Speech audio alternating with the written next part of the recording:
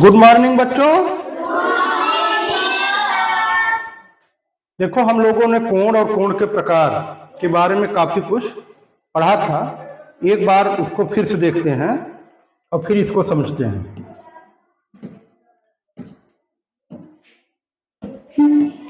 देखिए हमने ये पढ़ा, ये कोई अगर पॉइंट है, इससे निकलने वाली ये कोई किरण है, ठीक है, और दूसरी किरण भी इसी के ऊपर है, इसी के जस्ट ऊपर ये दूसरी किरण, ठीक है। यू यू ये बिंदु मान लो ओ है, ये किरण ओ ए है, ये किरण ओ बी है। तो इस समय दोनों किरणों के बीच बनने वाला कोण जो है वो कितना है? 0 है। कितना अंश है? ऐसे समझ लो ये पुस्तक है, ठीक है, इसको हमने यूं खोला, ठीक है, इधर देखो, दिख रहा साफ ना? यूं खोला, अब देखो कितना अंश को कोण हो गया? 0 अंश का। अब हम इसको धीरे धीरे उठा रहे हैं। अब ये नून कोण है। कौन कोण है? ये 0 से बड़ा है, 90 से छोटा। अब जो ये 90 पे हुआ ऐसे, अब ये कोण कितना हो गया? 90। समकोण कितना अनुमान होता है इसका? 90 है। अब क्या हो गया ये? कौन कोण हुआ? कौन कोण हुआ? अधिक कोण। अब कौन कोण हो गया? ऋज कोण। ऋज कोण का मान कितना होता है? 180 अंश, ठीक है, 180 अंश। अब क्या कितना हो गया? 180 अंश से बड़ा हो गया। कौन कोण हुआ ये? बृहत कोण, ठीक है। कौन कोण हुआ? बृहत कोण। तो हम लोग कहां तक समझ गए? समकोण समझे, पहले शून्य कोण, न्यून कोण, समकोण, अधिक कोण, ऋज या सरल कोण। अब ऐसे हो गया कौन कौन हो गया? बृहत कोण। कौन कौन? बृहत कोण 180 अंश से बड़ा, 360 से। ऐसे एक चक्कर पूरा हो जाए, फिर ये जहां थी वहीं पे आ गई, दोनों मिलकर फिर एक हो गई, एक चक्कर कंप्लीट हो गया। कौन कौन हुआ? अब इसका मान कितना हुआ? बहुत अच्छा, आप लोग कोण के प्रकार को जान गए। क्या जान गए हैं? आज हम कोणों के कुछ स्पेशल युग्म को पढ़ेंगे, कोणों के जोड़े को। दो कोणों का मिला के क्या कौन सा कोण बनेगा, ठीक है। आओ देखते हैं। सबसे पहला कोण है बच्चों संपूरक कोण। क्या? अगर दो ऐसे कोण हैं जिनका योगफल 180 अंश है, उनको कौन कोण कहेंगे? संपूरक कोण कहेंगे। कैसे कोण को कहेंगे संपूरक कोण? हाँ हाँ बोलो। ऐसे दो कोण जिनका योगफल 100, जिनको जोड़ने पे 180 अंश आ जाए। जैसे देखो ये कोण कितना है? 140 है। कितना है? और ये कितना है? 40। दोनों जोड़ दो, ये दोनों कोण कैसे कोण है? संपूरक कोण। कैसे कोण? यहां देखो ये है 150 अंश, ये कितना है? दोनों मिला के कितना हुआ? ये दोनों कोण कैसे हैं? समझ में आ गई बात सबको? अच्छा जरा हमको बताओ 120 अंश का संपूरक कोण कितना होगा? हाँ बताओ। 140 अंश प्लस 20। इसको मैं पूछ रहा हूँ 120 अंश का संपूरक कोण कितना होगा? 110 अंश। बैठो बैठो, सब गलत बता रहे हो। हाँ बहुत बढ़िया, सीओ खड़े हो जाओ। 120 अंश का संपूरक कोण कितना होगा? इसने देखो एकदम सही बताया। 120 में कितना जोड़ोगे? 180 अंश हो जाएगा, 60। तो 120 अंश का संपूरक कोण कितना होगा? 60 अंश। उसको 180 में से घटा लिया कर, समझे बेटा?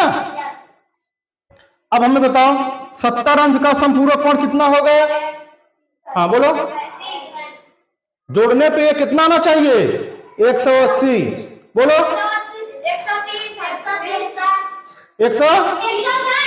110 होगा सही। कितना होगा?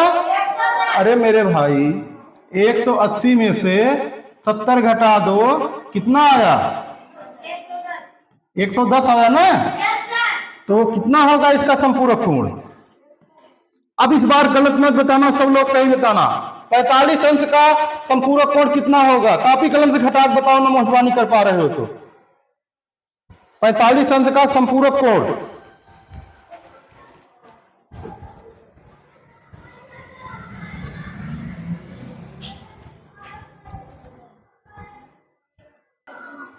चलो बताओ कितना आया? 45 अंश का संपूरक कोण कितना आया? 135। बहुत बढ़िया। कितना आया?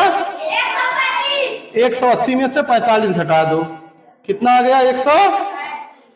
तो संपूरक कोण सब लोग जान गए? Yes sir. चलो इसमें बताओ, ये 3 ऑप्शन है, पहला, दूसरा, तीसरा। इसमें से कौन संपूरक है?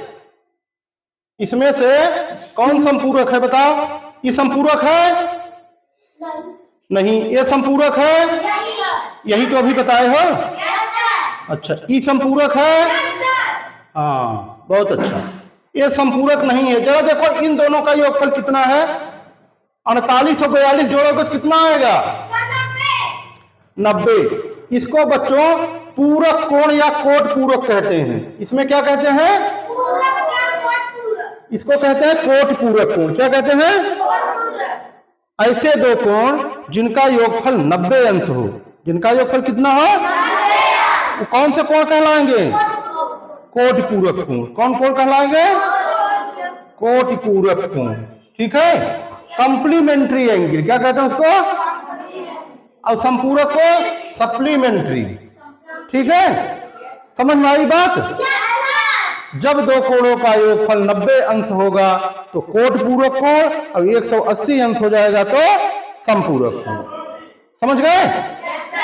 चल मेरे भाई, इसका बताओ 20 अंश का कोट पूरक कोण। कोट पूरक कोणों का योगफल कितना होता है? 90 अंश होता है ना। तो 20 में कितना जोड़ोगे कि 90 हो जाएगा? इसका कोट पूरक 70। इसका कोट पूरक 55 का कोट पूरक कितना होगा? 35। एकदम सही, 35 होगा। 68 का कोट पूरक कितना होगा? कितना? 22। करेक्ट, बहुत बढ़िया। ठीक, बहुत अच्छा बताया आप लोगों ने। चलो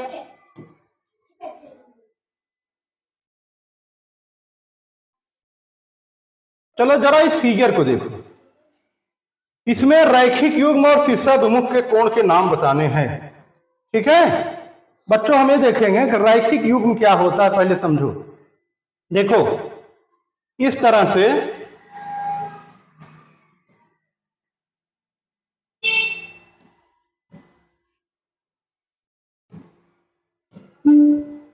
देखो, ऐसे एक पॉइंट से एक किरण निकल रही, इसके अपोजिट एक किरण है।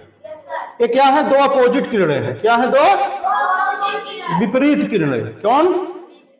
ए है ए है बी। ओए और ओबी दो विपरीत किरणें हैं। इस पे तीसरी कोई किरण ओसी है, ये खड़ी है। तो इन दोनों कोणों का योगफल कितना होगा? 180 अंश होगा। क्या होगा? इसी को रेखीय युग्म कहते हैं। क्या कहते हैं? इसको रेखीय युग्म कहते हैं। इन दोनों कोणों को क्या कहते हैं?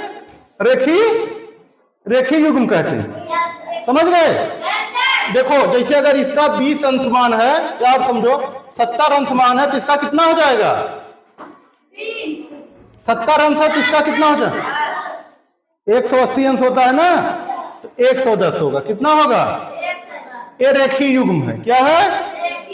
यहां देखो, ये बिंदु ओ है, ओए हो गया, ये ओसी हो गया, ये दोनों क्या बनाएंगे? रेखीय युग्म। क्या बनाएंगे? यहां देखो, ये भी रेखीय युग्म बनेगा। यहां देखो, ये रेखीय युग्म बनेगा। इधर देखोगे, ये रेखीय युग्म बनेगा। ठीक है।